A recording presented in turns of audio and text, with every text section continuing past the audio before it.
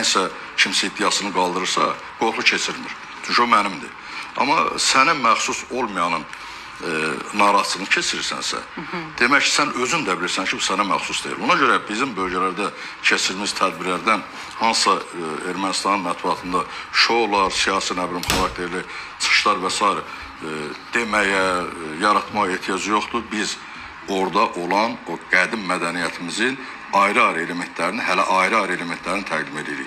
Sizin təsəvvürün ki, Zəngibasar bölgəsi hələ təqdim eləməyib, deyək ki, digər Qəmərli bölgəsi təqdim eləməyib, Üçmərcin bölgəsi təqdim eləməyib, hələ deyək bizim Əşdərək bölgəsi var, təqdim eləməyib, Hamamlı var, Böyük Qarakilsə var, hələ bundan heç bir təqdim eləməyib. Cəmi bir-iki kəndimiz təqdim edib.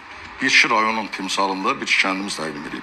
Və bu, belə bir ajitaj yaradırsa, indi görün də nə deməkdir. Yəni, onlar başa düşürlər ki, orada təqdim olunan nümunələr hamısı orada yaşayan qədim xalqa məxsus və mənsub ola bilər.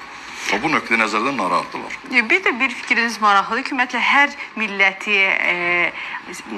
ayrılan, xüsusi belə deyək, digər millətlərdən fərqləndirən spesifik xüsusiyyətləri olur. Bəs Qərbi Azərbaycanlıları, istər mətbəxindəki, yallısındakı, incəsənətindəki digər millətlərdən ayıran xüsusiyyətləri, spesifik xüsusiyyətləri nələrdir?